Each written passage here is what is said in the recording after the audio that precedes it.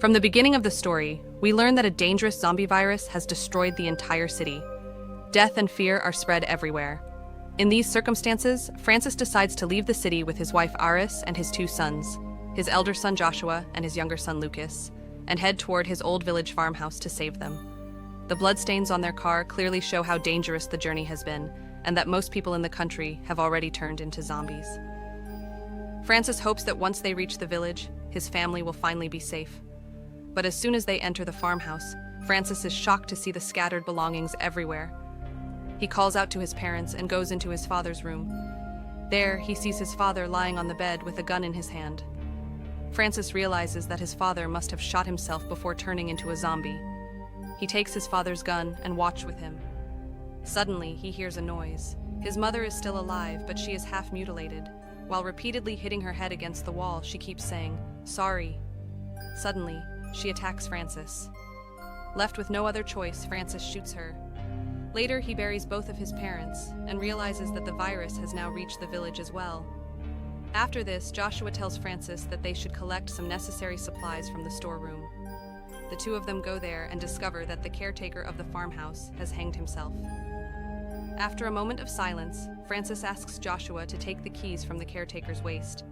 As Joshua nervously pulls the keys, the caretaker's body suddenly falls down. Terrified, Joshua runs outside. Seeing him so frightened, Aris questions him, and Francis realizes that the real danger is only beginning now. Francis tells Aris that nothing serious happened, just a dead body fell on Joshua. Hearing this, Aris angrily tells him not to make Joshua do such dangerous tasks, but Francis clearly says that if they want to survive here, they must learn these things. Otherwise, no one will survive for long. After that, he gives a piece of sugarcane to his younger son, Lucas, to eat. Seeing Lucas happily chewing it makes Francis smile, which shows that he takes extra care of his younger son. Then Aris takes Francis to a locked room downstairs. The moment Francis sees the room, he becomes frightened because it reminds him of his childhood. When he was young, his father used to lock him in that same room as punishment. At night, the whole family sits together and eats dinner. During the meal, Joshua finds a radio and tries to turn it on. But Francis doesn't like this at all. He stops Joshua and tells him to eat first. During dinner, Joshua mentions that he received a message from his girlfriend, Alice. She is going with her family to the northern mountains, where the government has created a safe zone to protect people. As soon as Francis hears this, he refuses. He says he will not go to any so-called safe place. He believes that people will be kept there like animals and will have to fight each other for food. He clearly states that everyone will stay right here. However, Aris strongly disagrees with his decision. That night, she tells Francis not to speak so harshly to Joshua because he is grown up now. Later that night, Francis has a terrifying dream in which his father appears in a frightening form. Startled with fear, he suddenly wakes up and tightly holds Aris. The next morning, while talking, Aris clearly says that she does not like living in this place at all. Because of the bad dream and Aris's insistence, Francis reluctantly agrees to go to the safe zone in the mountains. The family sets off in the car. On the way, they see several vehicles stopped on a bridge, and the road is blocked by a metal barrier. Francis suggests turning back and returning to the farmhouse, but Aris notices that part of the road is still open. She gets out of the car and tries to move the barrier blocking the road, but she cannot even budge it. Suddenly, a zombie appears in front of her. Terrified, Aris starts running. At the same moment, Francis gets out of the car, shoots the zombie, and saves her life. But the sound of the gunshot attracts more zombies, and they begin attacking the car where the children are sitting. Without panicking, Francis cleverly draws all the zombies' attention toward himself. The zombies are about to catch him, but somehow he manages to escape and throws a grenade at them. With a loud explosion, all the zombies are killed and the family survives. However, the car no longer starts. Left with no choice, they begin walking back toward the farmhouse. After reaching home, Francis clearly says that from now on, everything will be done according to Aris's wishes. The next morning, Francis goes alone to the bridge to retrieve the car. But when the car starts, a thought crosses his mind. If he brings the car back, Aris will again insist on leaving this place. Thinking this, he deliberately leaves the car there and returns home. When Aris asks about the car, Francis lies and says that it was broken. That night, Francis fixes the house lights and the cooling machine, and then starts laughing and playing with the children. Everyone dances and enjoys themselves, while Aris stands at a distance watching them. She begins to feel that Francis has now accepted this place as his home and wants to stay here forever. A little while later, Joshua and Lucas start looking through an old photo album. In one picture, they see their father Francis together with their uncle Diego. Lucas remarks that Joshua looks exactly like Uncle Diego. Hearing this, Joshua becomes confused. Gradually, he begins to suspect that Francis might not be his biological father, and that Diego is his real father. This realization makes sense of why Francis has always shown more affection toward Lucas. The thought deepens Joshua's suspicion even further. The next morning, when Francis wakes up, he apologizes to Eris and admits that he is responsible for everything that has happened so far. Hearing this, Eris also apologizes for her behavior, and Francis forgives her, saying that from today onward they will start everything anew. He assures her that they will stay here and jointly take full responsibility for the children. After the conversation, Francis goes outside toward the barn to fetch some eggs. But when he arrives, he sees a mad dog attacking the chickens. Francis tries to scare it away, but the dog bites his wrist hard. Terrified, Francis immediately returns home. Eris, panicking, bandages his wound and insists that they must leave the place immediately. She explains that a bite from a rabid dog is extremely dangerous and could be fatal if the infection spreads. She urges him to go to a hospital, but Francis refuses, claiming that proper treatment can be done here. Meanwhile, Joshua goes outside onto the road to try and catch a radio signal. He hears something about a Delta camp and runs back to tell his parents. Francis, however, does not trust him and angrily tells him to stop lying. Francis has already accepted that there is no truly safe place left in the world. Either people are dead or they have become zombies. During dinner, the whole family discusses Delta camp again. Francis explains that the outside world is completely destroyed and that there is no hope of survival there. According to him, this place is the safest, and they must stay here. The next morning, Joshua approaches his father and says that he wants to do something for his family. He insists that he is no longer a child and needs his independence. But Francis ignores his plea, telling him that he is not old enough yet to make his own decisions. He also explains that sometimes, to protect a family, one has to kill. When he asks Joshua if he could do that, Joshua responds that if necessary to protect the family, he could. To test Joshua's courage, Francis takes him to the field outside. He aims a gun and tells Joshua to shoot. Joshua tries several times, but misses the target each time. Francis yells in anger, telling him that if he cannot protect the family, he should stop talking about such things. Fear and tension begin to build. Despite this, Joshua takes a deep breath and, in anger, starts firing the gun. Hearing the shots, Eris comes outside with Lucas and angrily tells Francis to stop. At that moment, she notices a zombie standing nearby. Before long, not just one, but several zombies begin moving toward them. Francis shouts for everyone to run. The family rushes back inside the house, locks the doors, and blocks the entrances with heavy furniture. Going upstairs, they see that zombies have surrounded the entire house. Soon, the zombies start trying to break down the door. Francis realizes that escaping from here will not be easy. Suddenly, the sound of a car is heard outside. A man arrives in a vehicle, honking loudly. The zombies immediately turn their attention toward the car. The man drives off, and all the zombies chase him. Francis sees the car and recognizes whose it is. The next morning, Francis goes to the riverbank to meet the man. There, he discovers that the man is his older brother, Diego. Diego had saved their lives the previous night. He explains that he had come to visit their parents, but Francis tells him that their parents are no longer alive. Diego stops and offers help, but Francis is furious and refuses. In truth, Francis hates Diego because, after marrying, Diego had a relationship with Eris, and Joshua is actually Diego's biological son, not Francis's. Angrily, Francis tells Diego to leave immediately. Before leaving, Diego gives him a map and tells him that if he wants to survive, he should head to a camp in the northern mountains.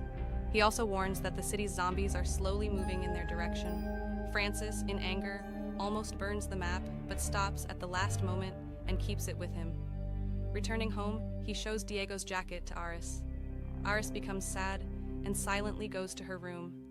Francis begins to feel that zombies could arrive at any moment, so he starts reinforcing the doors and windows. Meanwhile, while playing, Lucas ends up in the basement. When he looks out the window, he screams in fear. Eris comes down and sees an old zombie standing outside. She explains to Lucas that this zombie is weak and not dangerous. Unbeknownst to them, Francis is quietly listening. He goes outside, pursues the zombie, kills it, and decapitates it. Back in the house, Francis gathers everyone and warns that there are still many dangerous zombies outside. He insists that they must stay in the farmhouse because it is the safest place. However, Eris realizes that Francis is not telling the whole truth. Later, when Francis goes to take a bath, Joshua enters his room and notices the map that Diego had given him. After a while, Francis comes out and tells Joshua to leave the room. As night falls, Francis suddenly begins preparing to celebrate Christmas. Everyone reminds him that it is only the month of September. The preparations. How is that possible? Eris asks, but Francis replies that for him, today is Christmas. This clearly shows that Francis's mental state is gradually deteriorating. During dinner, Joshua tells his mother about the map. Eris asks Francis where the map is. Hearing this, Francis becomes furious and insists that he doesn't have any map. Then he tells the children that their mother had once wanted to run away with someone else, but the virus prevented her from doing so. Hearing this, the children start crying and ask Eris to tell the truth. Eris reluctantly confirms that what Francis is saying is true. Afterward, Francis warns everyone that no one will go outside the house from now on. He takes the map and throws it into the fire.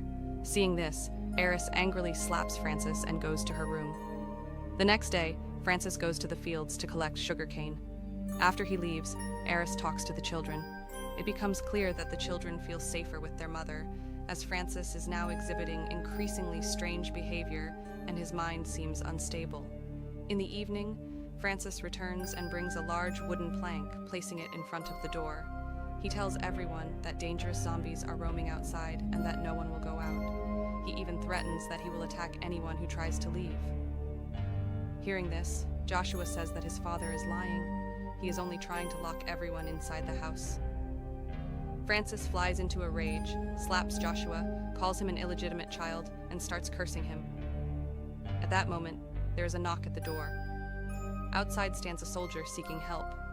Francis tries to drive him away, but Joshua opens the door and lets him in. Aris sees that the soldier is badly injured. The soldier explains that he worked at Delta Camp and had gone to the city to search for food. The zombies attacked there, killing all his companions, but he somehow survived. He says that a man risked his life to save him, and before dying, gave him the location of this house. Everyone realizes that the man must have been Diego. Aris, panicking, asks if Diego is still alive. The soldier says that the zombies surrounded him and he was probably killed. Aris then bandages the soldier's wounds and tells Francis that he should be allowed to stay here for the night. Francis agrees, but sets the condition that the soldier must stay in the basement. That night, Joshua tells his mother not to worry. He admits that he knows Francis is not his biological father, which is why Francis treats him so strictly. Yet Joshua still considers Francis his father. Joshua says he wants to go outside tonight to check the condition of the road. Eris allows him, and Joshua quietly leaves the house. The next morning, Francis wakes up and notices that Joshua is not in the house. He asks Eris where Joshua has gone, but Eris does not answer. Then Francis notices the open door and realizes that Joshua has run away. The news hits him so hard that he completely loses control of his mind. He grabs a hammer and strikes the soldier locked in the basement, killing him. Eris and Lucas tremble in fear at the sight. After that, Francis shoves Eris violently, and she loses consciousness. When she regains awareness, she finds that Francis has locked both her and Lucas in the basement. Meanwhile, Francis sees the same dog that had bitten him earlier. In a fit of rage, he goes outside and brutally kills it. Francis's mental state deteriorates completely. He cooks the dog's meat and forcefully tries to feed it to Eris and Lucas. Eris refuses. Enraged, Francis throws the plate, and a knife falls to the ground. Silently, Eris hides the knife under her foot. Eris then tries to calm Francis down, telling him that he is the most important person in her life. But Francis notices the hidden knife, picks it up, and locks Eris in the basement again. Eris tries to escape, but she slips and loses consciousness once more.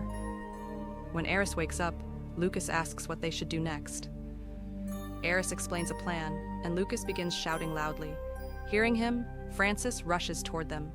Seizing the opportunity, Eris attacks him, knocks him unconscious, and locks him in the basement, while she escapes with Lucas. Locked in the basement, Francis drifts into memories of his childhood. Outside, Eris tries to flee with Lucas. But suddenly, Diego appears at the door, now a zombie. Terrified, Aris grabs Lucas and runs back inside. Zombie Diego also enters the house and attacks Lucas. Aris steps forward to protect her son, but the zombie attacks her as well. Francis hears their screams from the basement. Summoning all his strength, he breaks the door open and reaches upstairs. Enraged, he attacks Diego and kills him with a knife. He then angrily asks Aris why she did this to him. At that moment, Lucas appears, and they see that the zombie has bitten his hand. Aris and Francis are both horrified. In this moment, Francis finally calms down. His anger vanishes, and he breaks down completely. He begs Aris to save their son. Reluctantly, Aris cuts off Lucas's infected hand and bandages the wound. Witnessing this, Francis is utterly shattered. Aris tells him to quickly bring the van so that Lucas can be taken to a doctor. Francis runs to the van, but there stands his eldest son Joshua holding a gun. Seeing his father covered in blood, Joshua realizes that Francis has completely lost his mind and may have harmed Aris. Fearful and enraged, Joshua fires. When Joshua approaches the wounded Francis, Francis grabs his son's hand and tells him that he has always considered Joshua his true son. He apologizes if he ever caused him pain. Hearing this, Joshua breaks down and cries, saying he unknowingly made a terrible mistake. At that moment, Francis dies, right there. Joshua cries uncontrollably, realizing that everything is over. He takes the van and returns home, where Aris is waiting. She still does not know that Francis has died. Now, neither Francis nor Diego is alive, and the entire responsibility of the family falls solely on Aris. The movie ends. Subscribe to the channel Plot Prime.